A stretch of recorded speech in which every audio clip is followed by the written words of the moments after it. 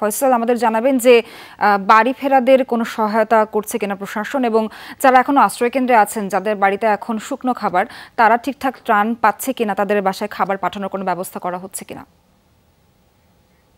Sandalina so, রূপচর্চায় আভিজাত্য। সোহার সকাল থেকেই আসলে সেসব তথ্য জানাচ্ছিলাম, তবে আমি এই মুহূর্তে আছি সুনামগঞ্জের শান্তিগঞ্জ ডেকের হাওরের ঠিক হাওর বেষ্টিত একটি বাড়িতে।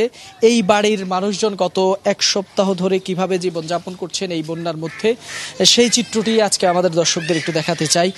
এখানকার যে পরিস্থিতি আমরা দেখছি খুবই ভয়াবহ অবস্থা। আপনারা দেখছেন যে পুরো পরিবার একটি মাচার উপরেই থাকছেন গত এক সপ্তাহ ধরে, যাদের জীবনে এবারের কোরবানির ঈদ আসেনি, এমনটি তারা আমাদেরকে বলছেন। এই কোরবানির ঈদে এখন পর্যন্ত তারা এক পিস মাংস খেতে পারেননি। আসলে তাদের কাছে কোরবানির রাতটা খুব ভয়াবহভাবে হাজির হয়েছে। হঠাৎ করে কিছু বুঝে ওঠার আগেই তাদের কাছে তাদের পুরো ঘর পানিতে তলিয়ে যায়। তারপর থেকেই তাদের জীবন সংগ্রাম শুরু হয়েছে বলা যায়। 6 সদস্যের এই পরিবার গত এক সপ্তাহ ধরে এভাবেই পানিতে বসবাস করছেন, পানির মধ্যে বলা যায় বসবাস করছেন। আমরা একটু আপনার কাছে জানতে চাই, কিভাবে কতদিন ধরে এখানে আছেন? এভাবে ঈদের দিন ধরে আমরা এইভাবে আছি।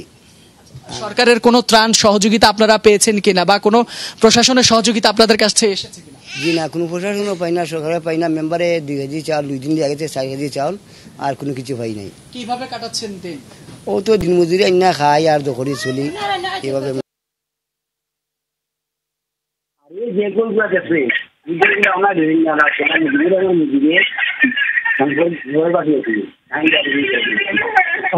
সোহার, আসলে ওনাদের যে কষ্ট সেটি আসলে অবর্ণনীয়।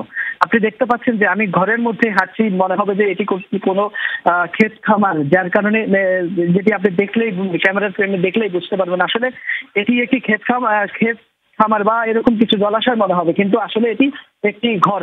যদি আপনি দেখেন পুরো ঘর পানিতে একেবারে তলিয়ে গেছে বলা যায়।